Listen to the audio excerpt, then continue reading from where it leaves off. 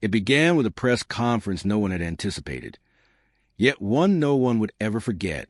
Sophie Cunningham Lexie and Indiana Fever head coach Stephanie White walked into the spotlight with faces that already spoke volumes before a single word was uttered.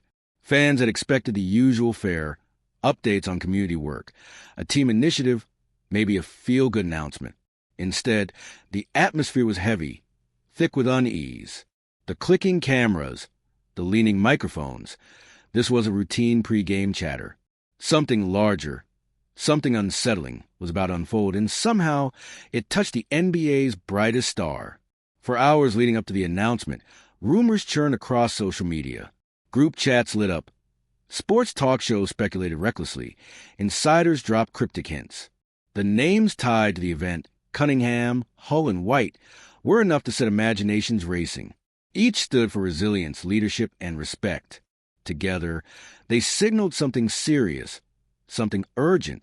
The whispers eventually coalesced around a single name, Caitlin Clark. And with that, the tension reached its peak. When the three finally stepped forward, every move was intentional. Every exchanged glance carried weight. The room hushed with the kind of silence reserved for historic moments, the kind people never hoped to witness. There were no smiles, no light-hearted jokes, only gravity. Sophie's eyes swept the crowd. Lexie clasped her hands tightly. Stephanie inhaled slowly, as if preparing herself for impact. Then came the words that dropped like stone. This is about Caitlin. Caitlin Clark, rookie sensation, record shatterer, the young star who had rewritten what a debut WNBA season could be. She wasn't just a player. She was a movement. She packed arenas, forced networks to reshuffle schedules, and converted casual onlookers into die-hard fans. But behind the highlight reels and roaring crowds, another story had been hidden. From her first game in the league, Caitlin had been carrying more than a ball. She bore expectations, massive, unrelenting ones. Every matchup brought packed stands, but also suffocating defensive schemes designed to break her down. Every interview brought praise, but also endless scrutiny. She wasn't simply an athlete. She was the face of women's basketball. Every word, every gesture was dissected and replayed. The magnifying glass was constant and the heat unbearable. Sophie's voice faltered as she revealed the truth. Caitlin's days blurred into a relentless cycle. Practice, flights, games, interviews, repeat. Rest was a luxury she could rarely afford. Each city meant new obstacles, on the floor and off. She endured constant travel, exhaustion, and the physical punishment of being every opponent's prime target. And yet, through it all, she smiled, because the world demanded their golden rookie never falter. But that smile was a mask. When Lexie Hull took the mic, her words were measured, but her eyes betrayed the weight of what she carried. She described noticing Caitlin's slowed movements after games, the hidden winces she thought went unseen. The team had done what they could to shield her, but the reality was clear. Caitlin Clark had been pushed to her breaking point. The schedule and the spotlight left no room to breathe. Caitlin's competitive fire refused to admit weakness. She pushed through the pain, unwilling to let down her teammates, her fans, or the league that had placed her on a pedestal. Stephanie White didn't soften the truth. She painted a stark picture of the grind. Commercial flights packed with passengers, almost no recovery time, and opponents building entire game plans around stopping Clark. This league, White declared, has to take better care of its players, especially the ones carrying the weight of its future. It wasn't just a statement. It was a direct challenge to the WNBA. Protecting stars like Caitlin wasn't about box scores. It was about preserving the sport itself. Then came the moment that shook the room. After weeks of private talks with coaches, doctors, and trainers, a decision had been reached. Caitlin Clark's minutes would be cut. She would rest more. She would even sit out games. For a competitor like her, it was torture. For those who loved her, it was salvation. This wasn't about one season. It was about ensuring she had a career worth remembering, one that wouldn't be cut short by relentless overwork. The announcement landed like thunder. The reigning WNBA Player of the Year, fresh off her ESPY win, would not be headlining All-Star Weekend. No three-point contest. No All-Star Game. Indianapolis, a city that had been preparing for months, suddenly faced a stage without its brightest star. The official explanation: an aggravated groin injury suffered during a bruising matchup against the Connecticut Sun. The unofficial truth: the grind had finally caught up. Clark's withdrawal was more than news. It was a turning point. Fans reeled. Analysts scrambled to reframe their predictions. Ticket holders felt both disappointment and empathy. But Caitlin herself offered clarity. In a short message, she told fans that health had to come first. She promised to cheer from the sidelines with the same passion she brought to the court. It was a decision that only deepened the respect she already commanded. Her absence, however, left a void, and into that void stepped Lexi Hull. Known for her lethal shooting from deep, Hull had been quietly enjoying one of the best seasons of her career. Now, she was thrust into the biggest role of her life. What few knew was that Lexi was carrying heartbreak of her own. Just days earlier, she had lost her beloved dog, Maggie, her companion of 14 years. The grief was fresh, raw, unrelenting. Even as the basketball world celebrated her all-star call-up, she was privately mourning. She posted a heartfelt tribute online, and amid the flood of messages, two stood out. One from Caitlin Clark, "Love you," and another from Sophie Cunningham, sending her condolences.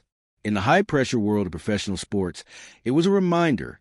These women were human first, athletes second.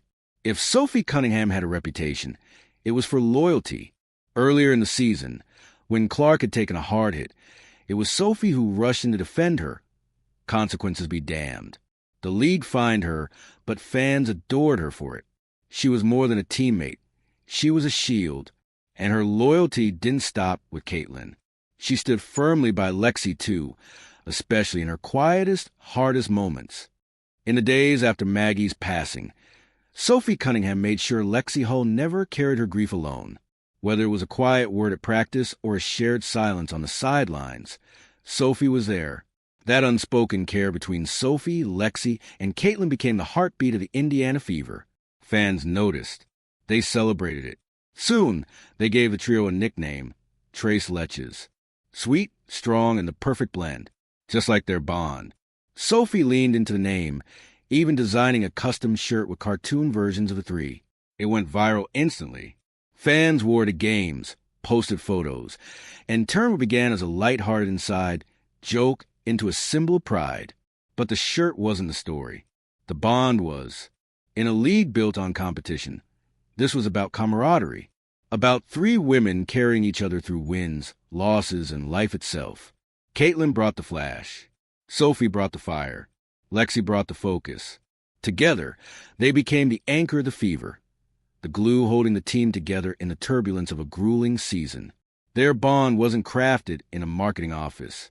It was forged on long road trips, in late-night conversations, and the raw moments of vulnerability only teammates share. And it wasn't just friendship. It was survival. The WNBA can be as punishing as it is inspiring. In a year when Caitlin Clark lived beneath a spotlight that never dimmed, Sophie and Lexi weren't just teammates. They were lifelines. They reminded her that even the brightest stars need space to rest, to heal, to simply be human. That's why the press conference wasn't just another announcement. It was a warning shot. The message was blunt. If the WNBA wants to keep growing, it must protect its players. That means better travel, more recovery, and recognition that no athlete, no matter how extraordinary, is indestructible. Caitlin Clark may be a phenomenon, but she should never be expected to run on empty. The ripple was immediate. Other players began sharing their own stories of exhaustion, injuries, and the mental toll of the grind.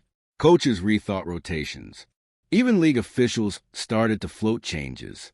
Caitlin's absence from All-Star Weekend stung, but it forced a conversation the league could no longer ignore, one that might reshape the future of women's basketball. In the meantime, the Fever rallied. Without Clark, roles shifted and new strengths emerged.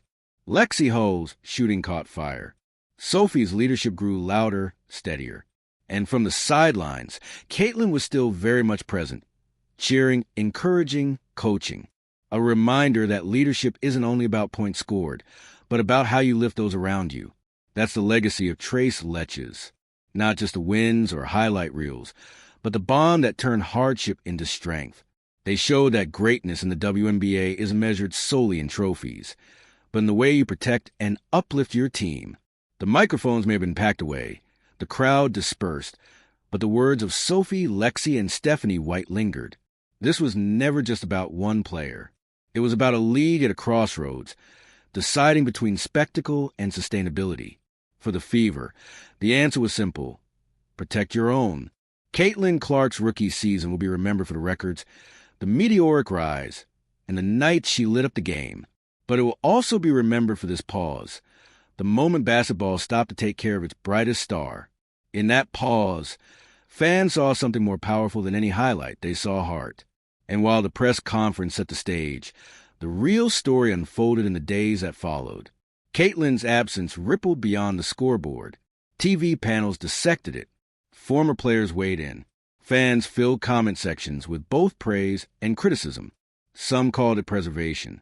Others feared the league was leaning too heavily on one player. Either way, the conversation refused to fade. It had struck a nerve.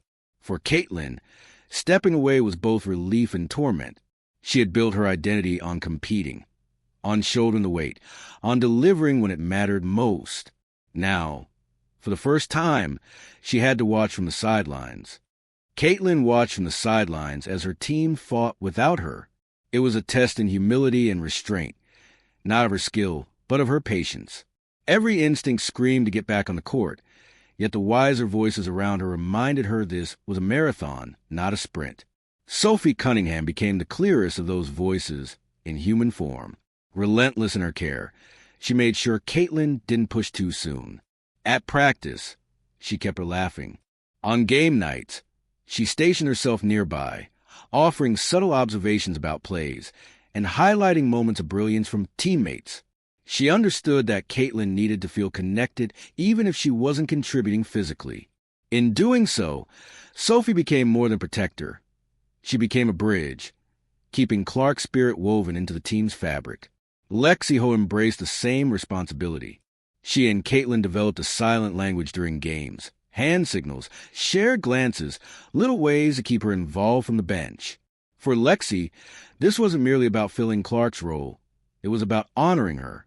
Every three-pointer she sank, every defensive stop she executed, felt like a tribute. She was playing not just for herself, but for the teammate that the media had painted as a story of loss. Within the Fever's locker room, it became a story of resilience. Players who had been overshadowed by Clark's brilliance stepped into the spotlight. Role players embraced starring roles. Bench players found themselves tested under high-pressure moments. And through it all, Caitlin remained the team's emotional center, proving that leadership doesn't vanish when the jersey comes off. Meanwhile, the Trace Letch's nickname exploded in popularity. Fans appeared in matching shirts, carried homemade signs, even showed up in bakery-themed costumes. What had started as an inside joke became a movement, a symbol of authentic connection, in a league fighting for mainstream attention. The WNBA, however, could not ignore the underlying message. Caitlin's situation had become a case study in both the promise and peril of building momentum around a single superstar. She brought unprecedented attention to the league, but she also demonstrated how that spotlight could burn too hot. League executives quietly began exploring player protection protocols, more charter flights, expanded rosters, mandated rest periods. Nothing was official yet, but the tone had shifted. For Sophie Cunningham, it was validation. She had long spoken out about the grueling WNBA schedule and the lack of infrastructure to safeguard its stars. With Caitlin's injury at the center of national conversation, her words now carried undeniable weight. In post-game interviews, she continued to push the discussion forward. "If we want the game to grow," she said after one win, "we have to make sure our players can grow with it." The statement resonated far beyond Indiana. Lexi too found herself embracing the responsibility that came with new prominence, understanding that leadership is as much about lifting those around you as it is about scoring points. Together, the trio, Caitlin, Sophie, and Lexi, was teaching the league a lesson in resilience, unity, and the true meaning of teamwork. In this moment, Lexi's voice, usually measured in interviews, cut through with rare candor. She spoke openly about the toll of balancing personal grief with professional expectation. "People see us as athletes," she told reporters, "but we're people first. We carry our lives onto court whether we want to or not, and that's why the support we give each other matters." Her words, quiet yet piercing, resonated deeply with fans and players alike. Caitlin listened from the bench. She absorbed every game like a student preparing for the most important exam of her life. Her competitive drive hadn't dimmed. It had sharpened. The force fueled a hunger she had never felt before. She promised herself that when she returned, it wouldn't just be as the same player. It would be as a smarter, stronger, more complete version of herself. And everyone who knew her believed it. The weeks stretched on and the Fever adapted. They found new rhythms, new leaders, new heroes. Yet Caitlin's presence loomed in every huddle, every timeout. She wasn't just recovering. She was leading from the shadows. And that made the eventual promise of her return electric. When she finally stepped back on the court, it wouldn't be just another game. It would be the culmination of a story that had tested the limits of her body, mind, and heart. Off the court, the trio's bond deepened further. Nights were spent not in clubs or high-profile events, but together, sharing meals, watching movies, decompressing. These quiet moments weren't headlines, but they were the foundation upon which everything else rested. When you build that kind of foundation, no setback, not even the loss of your biggest star, can truly shake you. Fans sensed it too. They saw the authenticity in every interaction, every sideline moment, every post shared online. This wasn't a PR stunt. This was family. By the time Caitlin's return drew near, the Fever had weathered the storm. They weren't unscathed, but they were unbroken, and in many ways, stronger. The absence of their star had forced growth in ways they never would have otherwise. And when Clark finally stepped back onto court, she walked into a team more prepared, more confident, and more united than ever. Her comeback was cinematic. The crowd roared, cameras flashed, and the atmosphere felt like a playoff game. But the most telling moment wasn't a deep three or a flashy assist. It was when she turned to Sophie and Lexi after the opening tip, grinned and mouthed, "Let's go." A small gesture, but in that moment, it was everything. It was the exhale after months of holding their breath. The Fever closed the season with renewed purpose. They weren't just playing to win. They were playing for each other. That bond became their competitive edge. The league noticed. Other teams began discussing how to build similar cultures, prioritizing chemistry alongside talent. In that sense, the impact of Trace Letches extended far beyond Indiana. Looking back, it's easy to frame this as a story of injury and recovery, but the real story is about leadership.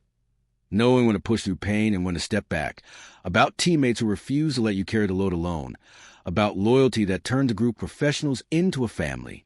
Caitlin Clark's all-star absence may have been the headline, but the legacy of this chapter lies in how three women, each with their own strengths, struggles, and sacrifices, came together to protect not just a player, but a person. The league now faces a choice. Will it take the lesson from this season and invest in protecting its stars, or risk burning out its brightest before their time? The answer will shape not just the next few seasons, but the future of women's basketball itself. One thing is certain. Trace Letches has already changed the game. What began as an unexpected press conference became a defining moment, not just for the Indiana Fever, but for the entire WNBA. It was a reminder that the game is about more than stats and standings. It's about people, about choosing compassion over competition, care over clout. And for Caitlin Clark, Sophie Cunningham, and Lexi Hull, it's a promise. No matter what comes next, they will face it together.